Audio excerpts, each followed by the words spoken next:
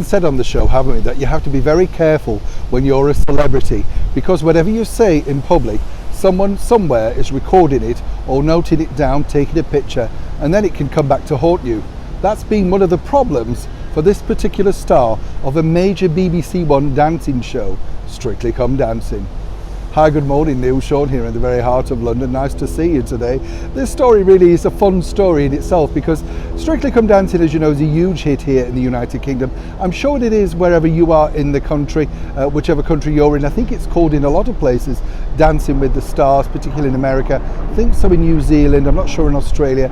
It's one of those feel-good factors, isn't it? You know, people just dancing in fabulous costumes, great music, and of course the judges.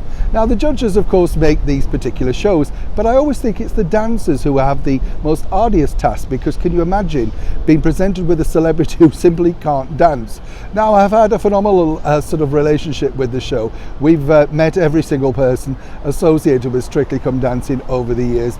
Wonderful show, as I say, good fun. And one in particular is none other than the lead dancer and now a judge, Anton Du Beke, who's been with the show since it started. Yes, that's right, way back in 2004. But on a recent theatre tour, he sort of has let slip about some of the things that go on. He said basically that most of his contestants couldn't keep time. Possibly true, little unkind, but also then he got into more detail about now how one has to have a tattoo if you're one of the featured dancers, you know, the main dancers. And he pointed out that, you know, not only do they want to show off these tattoos, but of course that they open their shirts, they're whirling them round. He said when he was doing a press call, and this was actually recorded at a theatre up in Birmingham I believe, but when he was doing a press call he couldn't believe how many tattoos were on display. And of course Anton himself doesn't possess any. It's more of an English gentleman, let's put it that way. Interesting to note though that this has received something of a bit of a backlash from people, particularly the people who like people with tattoos or the dancers with tattoos. But now Anton's got a bigger problem because he's going on tour later this year with a very popular co-dancer on Strictly Come Dancing. Looking at the picture here, and guess what? He's got a lot of tattoos.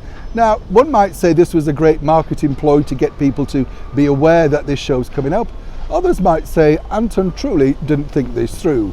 Whichever way you look at it, there's going to be some spiky chat on stage as this tour unfolds across the United Kingdom. And for the record, in my opinion, Anton Du Beke is one of the best dancers on Strictly Come Dancing, and over here in the United Kingdom we're absolutely thrilled that he's finally made it to become one of the judges on the panel. As ever, I'd love to know your comments, your thoughts. Is it good or a bad look? Should they be covered up? Is it distracting when they're doing a pas de deux or whatever, a waltz? Or, you know, really, is it just an acceptable part of life now? You know, it's a person's choice what they want to do, how they want to decorate their body. But as ever, Anton has spoken for a lot of people. I'd love to know your thoughts. Neil Sean in the very heart of London.